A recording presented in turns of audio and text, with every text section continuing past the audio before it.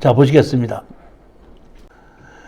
자, 제일 첫 번째, 제가 이게 파트가 5개로 나누어지는데 첫 번째가 지분 경매, 두 번째가 건물 매각제의 토지만 매각, 세 번째가 협상을 하는데 협상을 안 하기 때문에 소송을 해서 협상을 한 사례, 네 번째가 소송을 해갖고 법원에서 조정으로 해서 끝난 사례, 다섯 번째가 소송도 안 하고 아무것도 안 했어도 답변을 안 하고 마음대로 해라고 해갖고 판결로 간 사례, 이렇게 5개의 실전 사례를 종류별로 나눈 겁니다. 제일 첫 번째가 공유자 우선 매수 방법과, 공유자는 지분으로 되어 있기 때문에 지분을 경매로 낙찰을 받았던 실전 사례입니다. 이게 파트 1입니다. 제일 먼저 제가 한 10여 년 전에 주택의 지분을 추천을 해서 추천 물건에다가 제가 올려놨더니 강의가 다 끝나고 나니까 한 분이 저한테 이렇게 오시더니 그냥 조용하게, 교수님, 아까 추천하신 물건 중에서 그 13분의 2 지분을 추천하셨는데 13분의 2 지분으로 낙찰받아서 어디다 써먹는 거예요? 이렇게 물어보더라고요. 그러니까 그분은 강의 시간에, 내가 추천 물건 시간에 아무 소리 안 하고 있다가 도저히 이해가 안 가니까, 아니 13분의 2 지분을 사서 어디다 써먹으라고 그럽니까? 이렇게 얘기하는 거예요. 부동산을 점유와 사용의 원칙인데 지분으로 사게끔 되면 점유와 사용을 못하게끔 되죠. 근데 내가 사용하기 위해서 사는 부동산이 있고 돈을 벌려고 사는 부동산이 있거든요. 지금 13분의 2는 지분으로 사는 것은 돈을 벌려고 사는 것이지 사용하려고 사는 것이 아닙니다. 팔려고 사는 겁니다. 지분 경매는 제가 처음부터 말씀드렸지만은 지분권자한테 팔아야지 다른 사람한테는 못 팔죠. 지분권자한테 팔아야 되는데 어떤 지분권자한테 팔아야 되냐면, 똑같이 예를 들어서 아버지가 돌아가셔서 상속을 받아서 똑같이 5분의 1씩 상속을 받았다고 가정하십시다.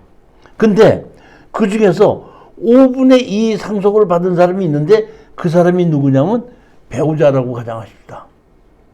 그러면 배우자는 그 집에서 그대로 살고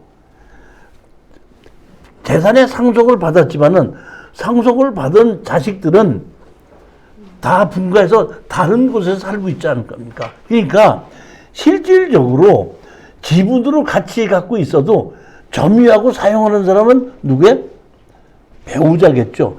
그 사람이 지분으로 5분의 3을 갖고 있긴 하지만은 실질적으로 주인 노릇을 하는 것이다, 이런 얘기입니다. 그러니까 우리는, 내가 예를 들어서 13분의 2 지분을 샀다 그러면은 누구한테 팔아야 되냐면 현재 지분을 가지고 주인 노릇을 하는 사람에게 팔고 나오는 것으로 우리는 생각해야 되고, 만약에 지분권자, 주인 노릇을 하는 지분권자가 우리의 지분을 사지 않는다 그러면 우리는 팔 수 있는 방법이 없기 때문에 파는 방법은 경매로 파는 겁니다.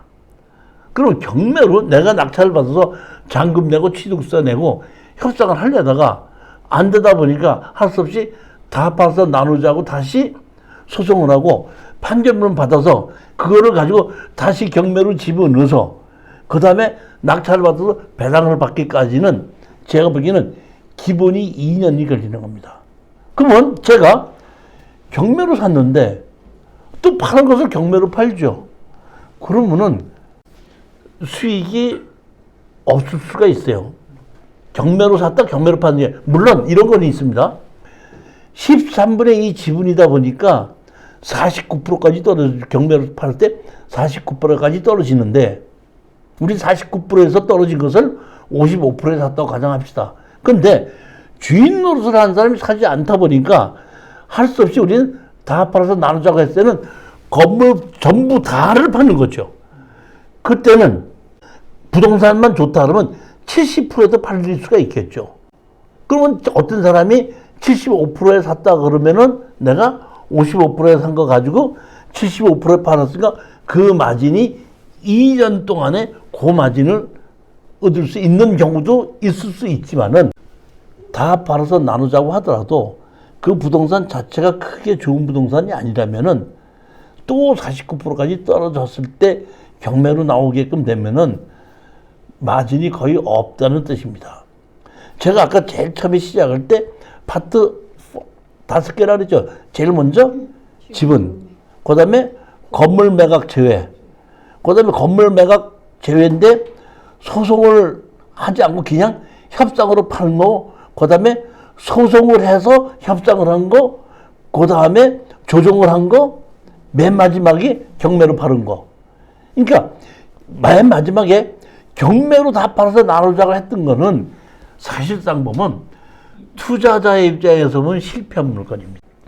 따라서 지분 경매는 낙찰을 받기 전에 현재 주인 노릇을 하는 사람이 누군지를 알고 그 주인 노릇을 하는 사람이 내 지분을 살 수 있는 위치에 있고 살 수 있는 경제력이 있고 만약에 내 지분을 사지 않았을 때는 엄청난 경제적인 손실을 볼 수밖에 없다. 이런 조건일 때 우리는 지분 투자를 하는 겁니다. 지분 투자는 잔금을 내지 않고도 빨리 끝나는 수가 있습니다. 쉽게 얘기해서 우리가 대박 이렇게 얘기하는 것은 지분에서 많이 나옵니다. 빨리 끝날 수 있으니까. 근데 만약에 현재 주인 노릇을 한 사람이 매입을 하지 않아서 거의 2년이 걸리면서 다 팔아서 나누자고 해가지고 경매로 해서 팔아서 배당을 가져오는 경우까지 간다면 그게 소위 얘기하는 쪽박이 될 수도 있습니다. 즉 이 얘기는 지분 경매는 대박이 될 수도 있고 쪽박이 될 수도 있다. 따라서 권리 분석을 할 때 제일 핵심적인 것이 뭐냐면 현재 주인 노릇을 하는 사람이 누구고 주인 노릇을 하는 사람이 내 지분을 사지 않으면 엄청난 경제적인 손실을 볼 수밖에 없다 했을 때 협상에 의해서 팔고 나온다는 겁니다. 실전 사례부터 한번 보시겠습니다. 강원특별자치도 강릉시 회산동의 528번지에 2분의 11이 경매로 나온 겁니다. 주택하고 밭하고가 같이 경매로 나왔습니다. 여기 보시게끔 되면 강제 경매로 나왔죠. 근데 예를 들어서 여기 보면은 낙찰을 1억 7,500에 받았죠. 그렇지 않습니까? 그럼 여기 보면 1억 3,300이다 보니까 1억 3,300을 취하를 시켜도 되겠죠. 그러면 1억 3,300이 들어가는데 이 사람이 지금 공유자를 우선 매수했으니까 1억 7,500이 들어갔죠. 더 많은 돈이 들어갔죠. 그렇게 하더라도 왜 이러냐 하면은 여기에 있는 이 다시 말하면 지분권자, 이 지분권자가 이거 빚 말고도 다른데 또 빚이 있어도 또 경매가 들어올 수도 있을 수 있겠죠. 그렇기 때는 취하를 시키지 않고 공유자 우선 매수를 가져간다는 겁니다. 여기 보면은 7월 12일 날 공유자 우선 매수, 2월 13일, 3월 3일, 3월 7일에 갖고 공유자 우선 매수를 서류상으로 돌아가면서 계속 했다가 누가 낙찰을 받으니까 받은 거에 대해서 공유자 우선 매수를 정식으로 신청해서 가져간 사례입니다. 지분 경매가 대박이 될 수도 있지만은 제일 안타까운 게 1등으로 낙찰을 받았어도 공유자 우선 매수로 가져가면은 그냥 집으로 돌아와야 된다는 거. 1등으로 낙찰을 받았어도. 그러한 약점도 있습니다. 그러니까 가장 정상적인 방법으로 서류로 공유자 우선 매수 신청해놓고 나와 있다가 어떤 사람이 낙찰을 받으니까 나 공유자 우선 매수 신청합니다고 신청해서 가져갔던 사례입니다. 가장 기본적인 건데 제가 봤을 때도 이렇게 집이 있죠. 네. 그리고 여기 보면 김 누가 있고 누구죠? 공유자죠. 네. 김지수 채무자의 모친이라고 했죠. 네. 그러면 채무자의 모친이 여기서 살고 있죠. 네. 그러면 예를 들어서 공유자 우선 매수를 하지 않고 가만히 있다가 만약에 안 샀다 그러면 우리가 지분으로 낙찰을 받았을 거 아닙니까? 그럼 낙찰을 받고 난 다음에 여기에 가서 지분으로 내 지분을 사라. 그랬더니 안 산다. 그럼 할 수 없이 우리는 할 수 있는 방법이 뭐죠? 다 팔아서 나누자. 아게끔 되면 이 집을 자체를 다른 사람이 다 가져가게끔 되겠죠. 그러면 여기 김지수라는 분이 보면 김지수가 37년생이죠. 모친이죠. 나머지 자식들은 전부 다 강릉을 떠나서 다른 데서 살고 있죠. 그러면 우리가 김지수님이 거주하고 있는 이 집을 다 팔아서 나누자고 하게끔 되면은 김지수님은 이 집에서 나와야 되죠. 나와서 이게 누구네 집 갈 것 같아요? 누구네 집? 계자네 집, 은경이네 집, 종명이네 집, 혜영이네 집. 아, 근데 제가 왜 이거는 추천을 했었냐면은 이 집은 지켜야 되겠죠. 그러면 예를 들어서 이 김지수라는 분이 다른 데 갈 데가 없기 때문에 그대로 지켜야 되는데 이분이 경제적 능력이 없으면 할 수 없이 못 지킬 거 아니에요. 안 지키는 게 아니라 못 지키는 거죠. 근데 이 옆에 밭이 있죠. 밭이 있다는 얘기는 이 사람도 지분이 있다는 얘기는 이 여자분의 입장에서도 이 밭은 날리더라도 집은 지켜야 된다는 게 자기가 죽을 때까지. 그렇기 때문에 이런 것은 제가 추천을 했을 때 협상이 되는 물건입니다. 이게 가장 지분적 매의 협상을 볼 때 그 사람의 경제력과 한계만 있느냐 그 옆에 땅과 다른 건물이 또 있느냐가 따라서 달라지는 겁니다. 지분에서는 권리 분석을 이런 걸 보고 하는 거예요. 그러니까 만약의 경우에 이분이 공유자 우선면 1억 7,500이락도 공유자 우선면 했을 때는 그만큼 지분으로 할 수 있는 능력이 있다는 뜻입니다. 공유자 우선 매수 신청을 하게끔 되면은 말로만 하는 것이 아니라 입찰 당시에 입찰 보증금을 가져와야지 되는 겁니다. 여기 이 사건이 경매로 나오는데 이게 지금 2014년도죠. 2014년도잖아요. 그럼 지금부터 10년 전인데 사실 제가 이것을 추천을 했을 때는 지금처럼 지분 경매를 몇백 건을 해보지 않았던 시절이 됐어요. 그냥 1,000만 원인데 350까지 떨어졌다는 얘기는 이거 한번 투자해볼 만하지 않겠냐고 생각에 주인 노릇을 한 사람을 생각하지 않고 이걸 투자했던 겁니다, 사실은. 그런데 주인 노릇을 한 사람을 생각하지 않았는데 해결이 됐는데 눈에는 보이지 않았는데 실질적으로 주인 노릇을 한 사람이 나타났어요. 그러니까 처음에 제가 이거 입찰을 들어갈 때는 주인 노릇을 하는 사람을 생각하지 않고 들어갔어요. 가격이 워낙에 떨어졌기 때문에 그냥 들어갔던 겁니다. 자, 한번 보시겠어요? 350까지 떨어져 갖고 낙찰을 받았는데 허가를 받았는데 미납을 했죠. 미납을 하고 차순위가 받아갔죠. 이 내용이 그렇게 된 겁니다. 자, 보시게끔 되면 대지가 한 필지고 전이 두 필지인데 건물은 매각처입니다. 건물이 무허가 건물입니다. 그리고 자 보시게끔 되면 여기에 땅이 있고 여기 한 필지, 두 필지 여기 집이 있지 않습니까?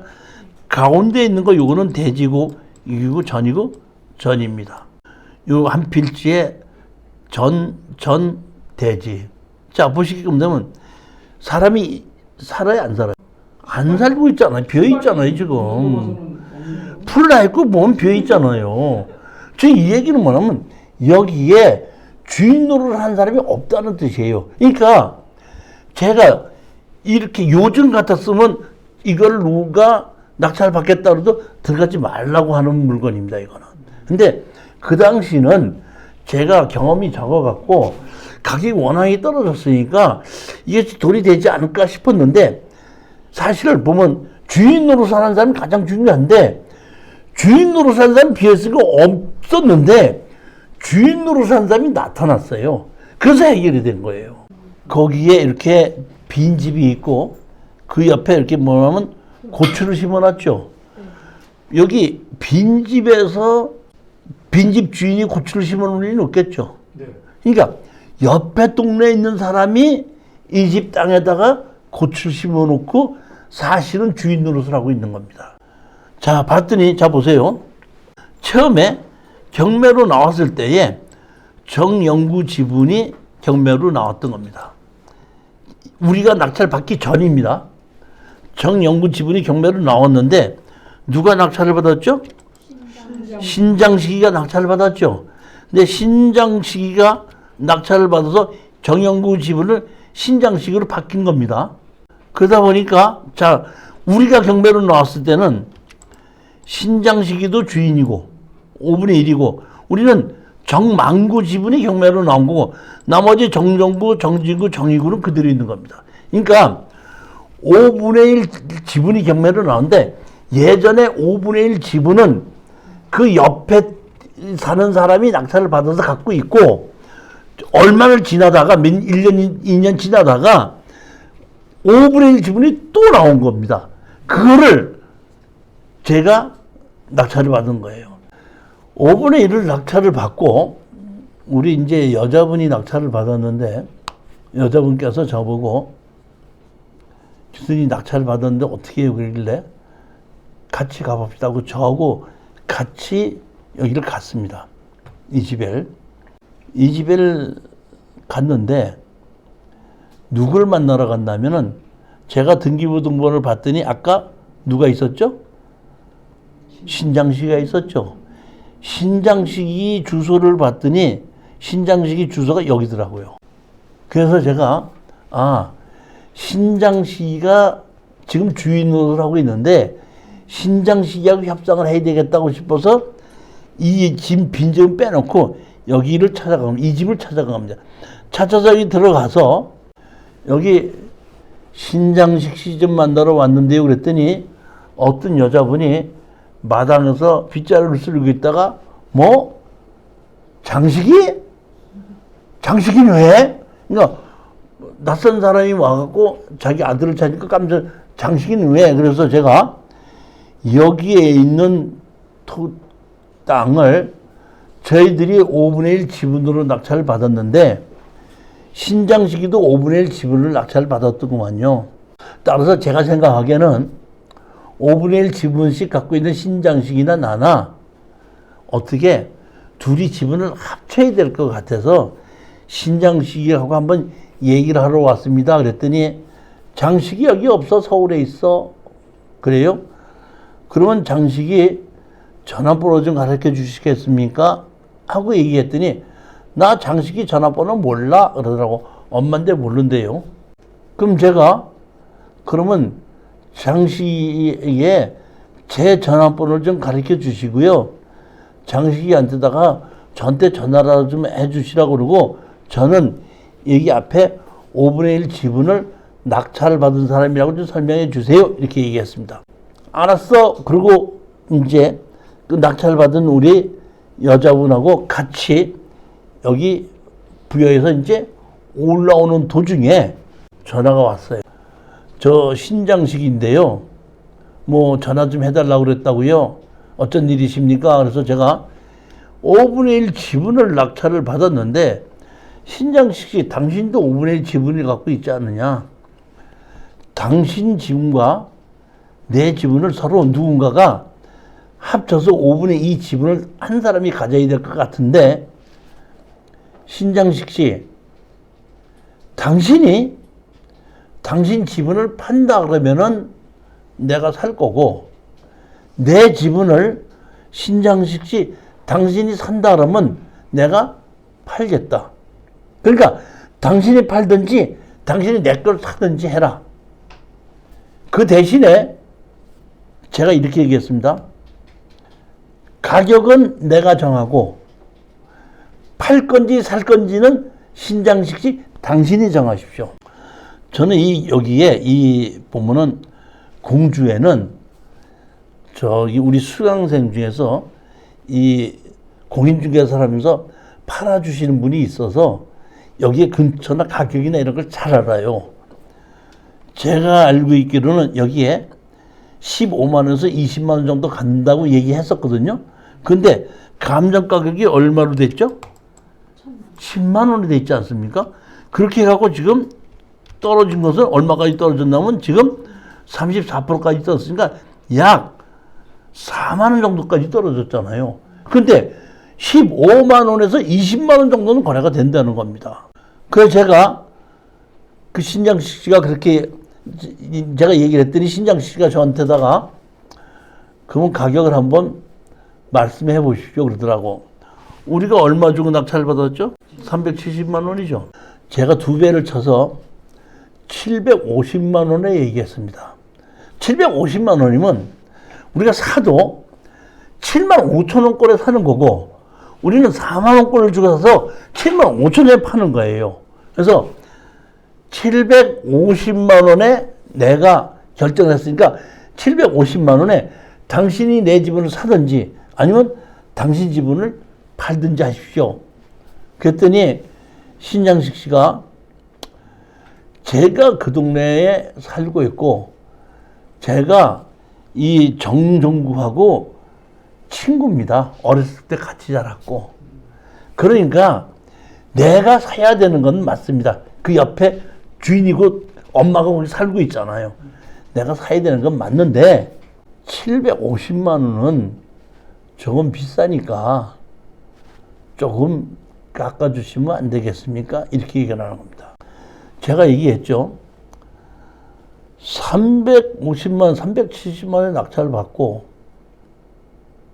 취등록세 내고 등기 이전하고 다시 팔으면은 양도소득세가 나올 수도 있고 또 물론 개인의 하면은 뭐 250만 원인가가 저기 있긴 하지만 말로는 양도소득세 내야 되고 여기 왔다 갔다 하고 뭐 돈 남는 게 750만 원 받아봐야 우리 다 남는 것이 150만 원 정도밖에 안 됩니다.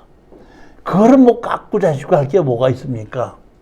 이렇게 얘기했더니 신장식 씨가 저한테 하는 얘기입니다.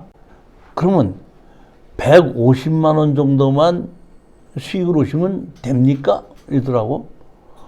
그 정도면 됐죠. 그랬더니 그러면은 제가 차순위 신고를 해놨으니까 150만 원 드릴 테니까 제가 차순위 신고를 해놨으니까 잔금을 내지 않기를 바랍니다. 이렇게 얘기를 하는 거예요.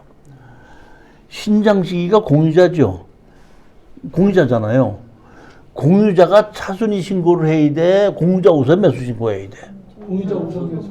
근데 지금 차순위 신고했다는 거 아니에요? 그럼 말이 맞아요, 안 맞아요? 근데 사실은 지금은 다 끝나고 났더니 이 서류가 나왔지만은 우리는 잔금 내기도 전이거든요. 낙찰 받고 한 3달 있다가 갔으니까 허가가 날기 바로 전에 갔으니까 이런 내용은 나는 모르는 겁니다. 그럼 말이 안 되는 얘기를 하니까 그래요? 그럼 내가 잠시 생각해보고 다시 연락드리겠습니다 하고 전화를 끊고 우리 낙찰 받은 여자한테다가 물어봤어. 신장식이가 지분 공유자인데 차순위 신고를 해놨다는 얘기가 말이 안 되는 얘기인데 이게 무슨 소리야? 그랬더니 그때서야 그 여자분이 교수님 제가 별 말씀 안 드렸는데요. 사실은 법원에서 조금 사건이 있었습니다. 그러더라고요. 어떤 사건이 있었는데 그랬더니 신장식이가 오지 않고 신장식이 대리인이 왔습니다. 대리인이 왔는데 지분 경매고 10여 년 전이기 때문에 그러니까 아무도 안 들어올 줄 알고 그냥 이 사람이 최저가로 그냥 358만 원이게 들어왔다는 거야. 근데 우리한테 한 100 몇십만 원 차이로 진 거야. 아니 100만 원에 10몇만 원 차이로. 그러니까 이 사람이 놀래가지고 그 보더니 바로 신장식한테 보니까 전화하는 것 같아. 그래. 그러니까 신장식아까 전화했더니 신장식이 다른 사람이 들어왔어? 그러면 공자우선 매수 신청해라 그러더래. 그러니까 신장식이 대리인이 이제 1등은 누구누구입니다 나오고 2등 누구라고 서류를 이제 도로 주는 거 아닙니까? 주니까 얼른 연락을 했더니 그 자리에서 그 사람이 공자우선 매수 신청합니다 그런 거야. 그래서 신장식이 공유자 있으니까 공유자우선 매수 받아주는 겁니다. 그럼 공유자우선 매수 오케이 신장식이니까 공유자우선 매수 받아주겠는데 공유자우선 매수 받아주는데 입찰 보증금 내세요 그랬더니 그분이 아까 정식으로 입찰했죠. 네. 투자를 할 때 입찰 보증금 냈잖아요. 네. 그러니까 그 사람이 거기서 입찰 보증금 저 투자함에 있는데 그거 빼서 주면 안 됩니까? 이렇게 얘기를 한 거니까 재평관이 그 말도 안 되는 소리 하지 마시고요. 돈 있어요? 없어요? 없는데요? 그러면 차순위 못 받아줍니다. 그러니까 공자우선에서 못 받아줍니다. 다시 말하면 반드시 입찰 보증금이 있어야 된다는 거야. 그러니까 바로 가서 그 사람이 또 나가가 안 받아주니까 또 전화를 하더래. 그러니까 일단 봉투에 들어가 있으니까 차순위 신고가 되잖아요. 우리하고 차이가 10%가 안 나니까. 그러니까 차순위 신고하는 걸 그냥 그런 거 보고 왔다는 거야. 그러다 보니까 이게 공유자가 공자우선 매수 신청을 못하고 차순위 신고를 했구나 하는 걸 알게끔 된 거야. 그래서 내용 그렇게 된 걸 알고 다시 신장식한테 전화를 했죠. 핵심 내용이 뭐냐면 공자우선 매수 신청자도 반드시 입찰 보증금을 가져가야 된다 이런 뜻입니다. 그렇게 해서 우리가 다시 전화해서 150만 원 내가 우리 낙찰 받은 여자한테 150만 원 받으면은 입찰 보증금 30 얼마 뛰다 보니까 한 120만 원 버는 건데 그렇게 했냐 했더니 그거 벌으면 됐죠. 뭐 30몇만 원 집어넣어 가지고 110만 원 벌으면 됐죠. 뭐 한 일주일 만에 버는 건데 더 욕심 없어요. 오케이요. 그러길래 바로 신장식이한테다가 계좌번호를 바로 보냈거든요. 보냈더니 조금 있다 한 10분 있다가 돈 150만 원 들어왔네요. 이 얘기는 뭐냐면 지분 경매는 협상이 잘 되면은 일주일 안에 그렇게 끝이 난다는 겁니다. 등기 이전할 것도 없고 뭐 취득세도 낼 것도 아무것도 없다는 얘기입니다. 이 얘기는 뭐냐면 주인 노릇을 하는 사람이 공유자 우선 매수를 해야 되는데 그 공유자 우선 매수를 놓친 경우 그때는 할 수 없이 그 지분권자가 내 지분을 바로 사기 때문에 아주 편하게 팔고 빠져나올 수 있는 것이 이런 거고 이런 지분인 경우에는 아까 얘기했죠. 대박이 있고 쪽박이 있다 그랬죠. 그러니까 잔금 내지 않고 일주일 만에 100만 원이든지 200만 원이든지 300만 원인지 벌고 나올 수 있다 그러면 그거는 그냥 어디 가서 일주일 만에 100만 원 기장 생기는 데가 어디 있습니까? 여기 보게끔 되면 여기 보면 차순위 매각허가 이렇게 돼서 차순위 신고를 했던 거죠. 이제 이 보면은 예를 들어서 여기 스피드 옥션이잖아요. 스피드 옥션에서 아르바이트생을 보내요. 보면 거기 앞에 있는 데가 보면 낙찰자 이름도 모르는 경우가 있고 이름도 잘못 쓰는 경우가 있고 그 낙찰자가 보고를 할 때 차순위를 누가 신고를 했습니다 고 보고를 하면 그 올라가고 거기 아르바이트 하는 애가 누가 낙찰 받았다고 해버리면 그냥 스피드 옥션 보는 데서 모르는 거야. 항상 법원에다가 얘네들이 돈을 받고 이거 많이 알려주기 때문에 아르바이트생을 당일 보내서 누가 낙찰 받았다 얼마에 낙찰 받았다는 것을 다 실시간 해갖고 그거를 보고를 받거든요. 그걸 가지고 편집해서 올려주는 거니까. 우선 매수 신청 권한은 이래만 지어준다. 공자 우선 매수 신청하는 방법이 두 가지 있다 그랬죠. 네. 하나는 서류로, 하나는 현장에서. 자, 그런데 자 보십시오. 경상남도 거창군 가분면 몽성리라는 곳에 토지 지분으로 신청을 했습니다. 이게 경매가 나오는데 여기 보시면 공유자가 있죠. 여기 보면 대지 있고 답이 있죠. 그러니까 전부 다 보면 하나, 둘, 셋, 넷, 다섯, 여섯 필지예요. 여섯 필지가 나온 거에 지분으로 나왔는데 여기 보시면 공유자 최희범 공유자 우선 매수 신고서 제출했죠. 여기 보면 공유자가 누구죠? 최희범이죠. 최희범이가 여기 거창에 살고 있죠. 여기 보면 임말분이도 여기 살고 있죠.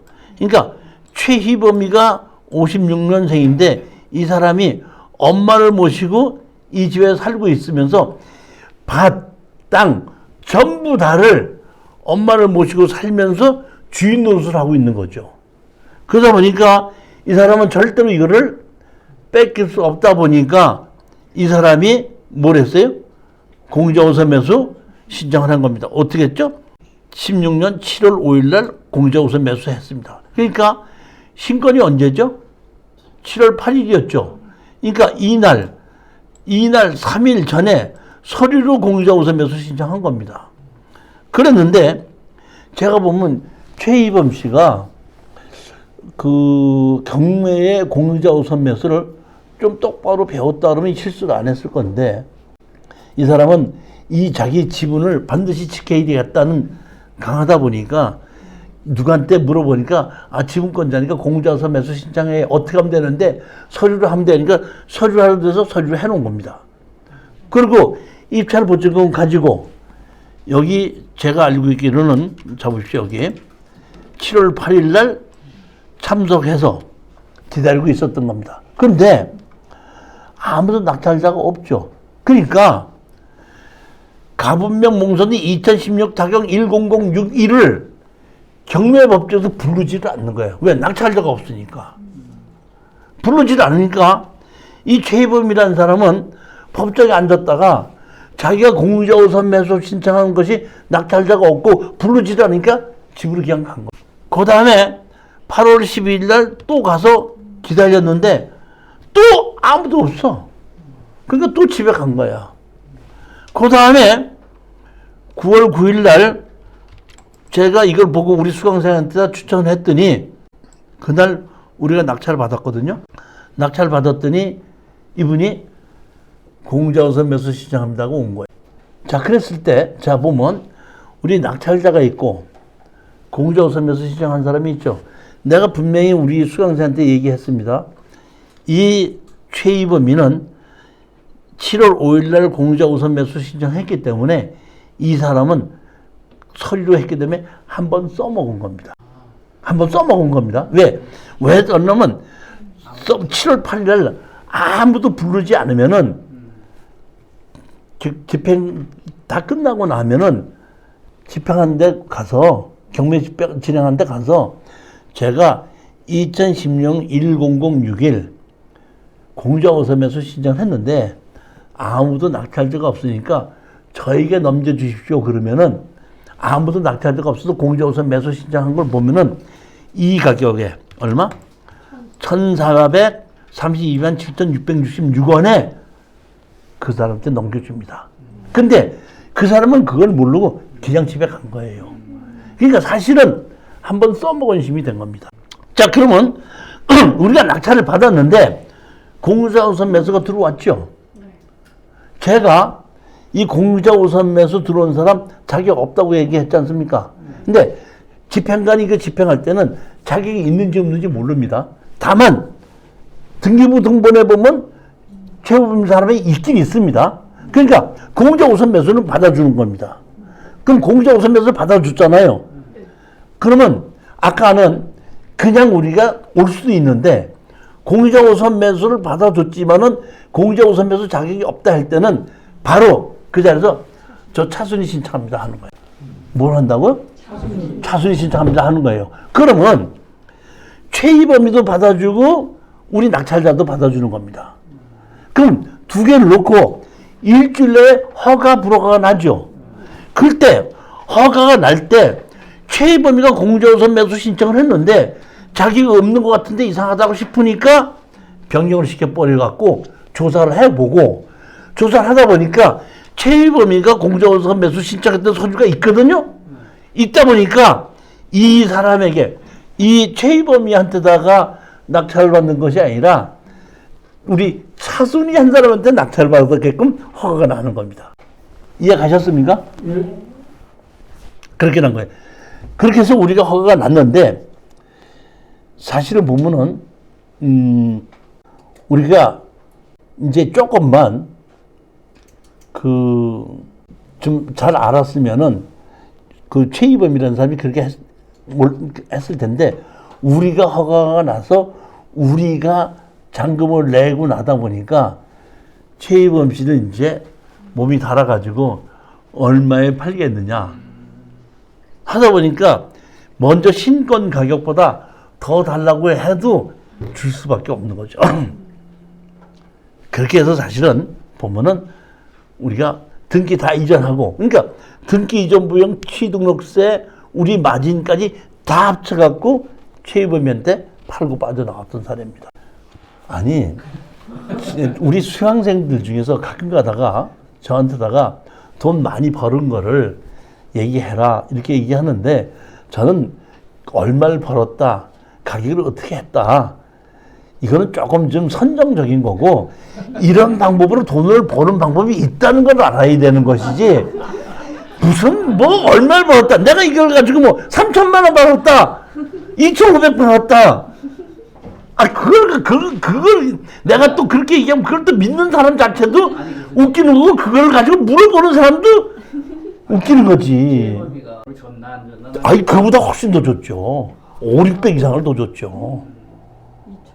왜냐면 우리로서는 취등록세 다 냈지 않습니까? 등기 이전 비용까지 냈잖아요. 거기다 우리 마진까지 보태야 되는 거 아니에요. 그러다 보니까 최희범이로는 뭐 그래도 자기로서는 주인 노릇을 하고 있던 것이 집뿐만이 아니라 어머니도 있지 그 옆에 농사를 짓는 것도 있잖아요. 그러다 보니까 그 사람은 포기할 수가 없잖아요. 몰라갖고 4,500 정도 다 날린 거는 날린 것도 아니지 지금 무슨 그게 날린 거야 보면. 6번째 물건을 보시겠습니다. 공유자가 많을 땐 돌아가면서 신청한다. 이게 보면은 주식회사 이룬이라는 곳이 있거든요. 이 이룬이라는 곳이 저하고 비슷한 시기에 이 지분 경매를 많이 투자를 했던 그 부산에서 경매를 가르치면서 지분만 많이 투자한 곳이 주식회사 이룬이에요. 그럼 제가 지분 경매를 하다 보면은 주식회사 이룬하고 제가 부딪힌 경우가 꽤 많아요. 자, 이거는 상당히 물건이 좋은 물건입니다. 왜 좋은 물건이냐면, 자, 보십시오. 여기 보면 다세대가 지어져 있죠. 우리가 경매로 낙찰받는 것은 이겁니다. 근데 이렇게 도로가 들어와서 이렇게 골목길로 들어와야 되기 때문에 이 2차선 도로변에 접해 있지 않기 해서 8m 도로가 안 되다 보니까 다세대 허가가 안 나요. 보면은. 근데 제가 보기에는 여기 있는 요 땅 있죠, 요 땅. 요 땅, 도로변 옆에 있는 땅이 어디 거죠? 거제시 거죠. 거제시 땅인데 여기 보면 도로를 만들고 조가리가 남은 거거든요. 이 조가리가 남은 땅은 바로 옆에 땅 주인한테다가 매수 신청을 하면 팔아요. 근데 여기는 이미 다세대가 지어져 있죠. 그러니까 이 땅이 필요 없고 우리는 이 땅을 낙찰받아서 하게끔 되면 이 땅 이만큼이 우리께 되면서 여기에 2차선 도로변에 접하게끔 되기 때문에 여기서는 보면은 이쪽으로 진출을 만들면서 다세대를 지을 수 있는 땅이기 때문에 제가 이 탐을 냈던 거예요. 그런데 봤더니 이미 예전에 지분으로 나왔을 때에 이룬에서 샀는데 이룬 혼자서 산 게 아니라 이룬에서 그 회사가 있고 거기에 경매 강의를 듣는 사람들끼리 공동 투자를 해서 이게 같이 이렇게 4명의 지분, 그러니까 4분의 1 지분인가를 4명에서 또 샀기 때문에 16분의 1 지분이니까 얼마가 된 거야. 그러니까 그렇지만 16분의 1 지분을 가졌어도 지분권자는 지분권자거든요. 그랬는데 좀 기다리다가 다른 사람 지분이 또 경매로 나오니까 제일 먼저 17년 4월 18일이죠. 17년 4월 18일이니까 요것도 그리고 3차 때 공유자서 매수 신청했죠. 아무 사다 보니까 4차 때 또 뭐야? 공유자서 매수 신청했죠. 이렇게 돌아가면서 5차 때 가지고 공유자 우선 매수를 신청해서 가져갔죠. 그러니까 아예 처음서부터 4분의 1 지분을 4명에서 공동 출원자를 사서 나머지 4명이 16분의 1씩 갖고 있으면서 나머지를 가만히 기다렸다가 경매가 나오면은 돌아가면서 한 번씩 뭐야? 공유자 우선 매수를 신청하게끔 되면 우리가 입찰을 들어가려는데 서류로 보면 공유자 우선 매수 신청했더니 아이 들어가면 걔가 가져갈 건데 나 꽝 되는 거지 뭐 하고 낙찰 안 받잖아요. 그러면 제일 먼저 공태현이라는 공유자 우선 매수가 신청인데 이 사람은 가져가지 않았으니까 그 사람은 자격이 없는 거죠. 그러니까 다른 사람 공유자를 또 내세워서 또 신청하고 죽고 나면 또 다른 사람을 신청해서 죽고하고 맨 마지막에 4차 때 들어가서 공유자 우선 매수로 가져간 거다 이런 얘기입니다. 그러니까 우리도 보면은 그 추천 물건을 제가 할 때 이렇게 지분을 할 때 혼자 들어갈 수도 있지만은 혼자 들어가지 마시고 주인만이 믿음, 그 다음에 큰 머스 믿음 이렇게 했고 3명, 3명, 4명, 4명을 같이 들어가는 거예요 보면. 우리 그 저기 대전에 계신 그 수강생 한 번은 아들, 딸, 주인마님 하고 4이서 같이 들어갔어. 그래갖고 받아가지고 그 땅을 한 800평을 받은 거를 4개로 같이 분할해서 쪼개는 거야. 그렇게 해갖고 800평짜리를 200평 정도로 쪼개서 지금 파는 거예요. 공인물 분할로 해갖고. 그러니까 그렇게 그런 것도 할 줄 알아야 된다 이런 얘기. 근데 그렇게 하시는 분은 이 아들, 딸 이름 빌려갖고 그렇게 하시는 분은 공직에 나가면 안 돼. 공직에 나가면 다 해갖고 누구 이름 샀다 누구 이름 샀다 다 난리친다.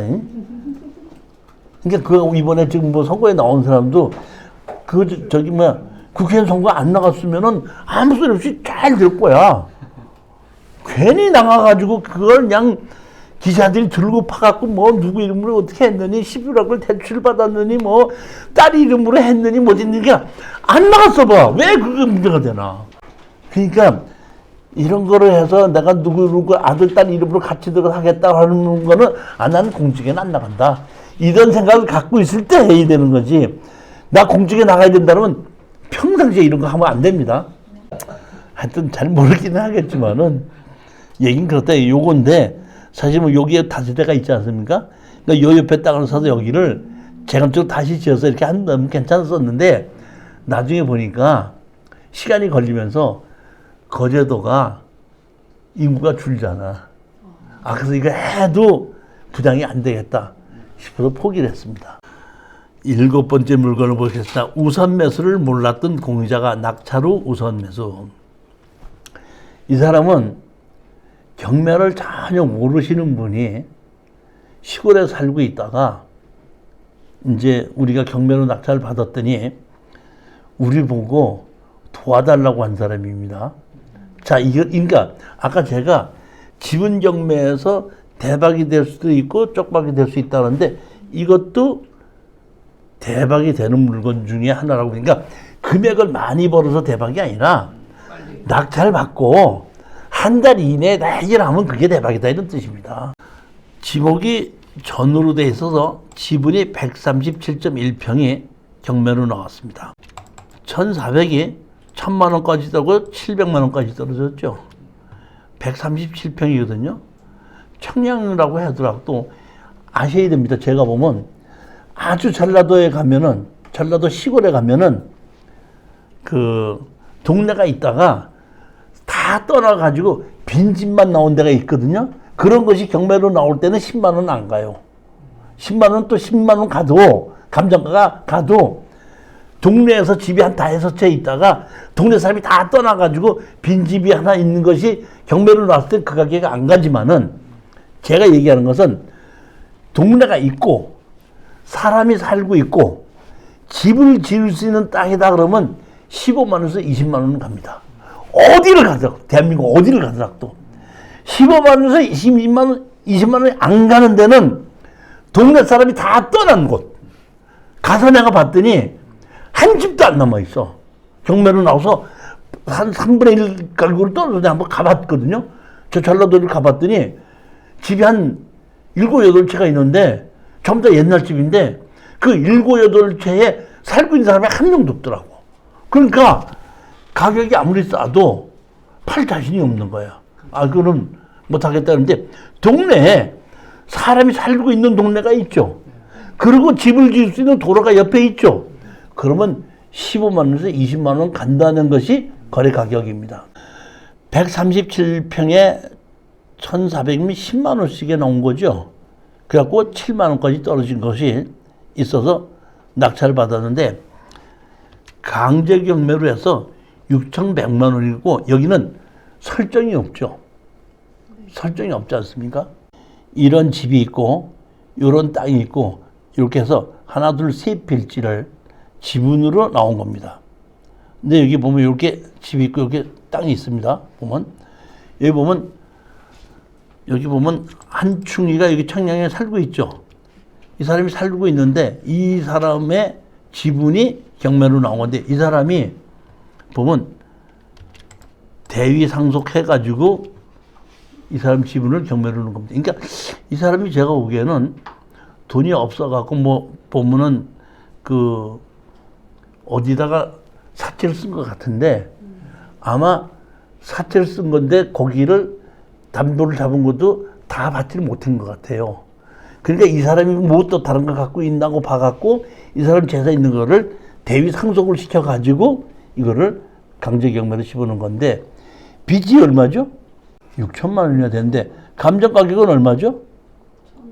700만 원밖에 안, 1,400밖에 안 돼 700만 원도 안 되다 보니까 이 사람으로서는 이거를 갚아서 취하시킬 생각은 못 하는 거예요.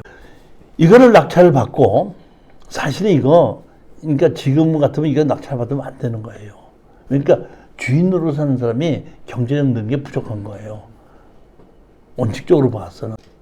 근데 이제 낙찰을 받고 잔금을 내기 전에 우리가 보면 허가만 나고 허가가 나면은 제가 가라 그랬습니다. 허가 나기 전에 가지 말고 허가만 나면. 그러니까 우리 낙찰자가 우리 수강생이 이 집을 찾아갔어요. 찾아가서 두드리니까 그분이 어떻게 오셨습니까? 그래갖고 우리 수강생이 땅을 지분으로 이렇게 내가 낙찰받은 사람입니다. 그랬더니 아, 그러셨습니까? 그러지 않다 한번 만나뵈려고 하는데 잘 오셨네. 들어오세요. 그래갖고 지분으로 낙찰, 자기 땅 지분으로 낙찰받았는데 들어오라고 그래요. 그 시간도 기다렸는데 들어오십시오. 차 한잔 하십시오. 그러면서 자기가 어떻게 해갖고 이렇게 해서 실수가 됐는데 갈 데도 없고 이걸 그대로 내가 가져 있어야 되겠는데 어떻게 할 수 있는 방법이 없습니까? 하고 우리 낙찰자인 수강자한테 물어본 거예요. 그러니까 낙찰자가 당신이 나에게 한 500만 원만 주시면은 내가 잔금을 안 내면은 당신이 공유자 우선 매수로 들어가게끔 해줄 수 있어서 공유자로 낙찰 받을 수 있게끔 해주겠다. 그러면 당신이 최저 가격으로 700 얼마에 다시 가져갈 수 있으니까 나한테 500만 원 준다고 하더라도 한 1,200, 300만 원이면 당신이 이 지분을 다시 찾아갈 수 있다. 그랬더니 자기는 어떻게 하는지 모르니까 가르쳐 달라는 거야. 가르쳐 달라. 그러니까 이 사람도 참 순진한 사람인데 말로 그렇게 해놓고 500만 원 달라 그랬더니 그 자리에서 통장으로 500만 원 보내줬대. 뭐 500만 원 성금 받아놓고 이 사람 이제 미납을 하는 거고 미납을 하고 나서 재경매가 나오니까 이 사람하고 약속을 해갖고 이 재경매 나왔을 때에 공유자 우선 매수 신청하는 거를 가르쳐 줘갖고 해놓고 아무도 재경매가 나와서 아무도 낙찰자가 없으니까 가갖고 최저 가격으로 해가지고 보면은 낙찰을 얼마로 얻었죠? 710만 7원 그대로 받은 거잖아요. 사실은 여기 서류상은 나오지 있지 않은데 우리 수강생이 가서 공유자산 매수 신청을 서류로 했어요. 그거를 우리 500만 원 받은 사람이 해줬어. 그걸 같이 가줬어.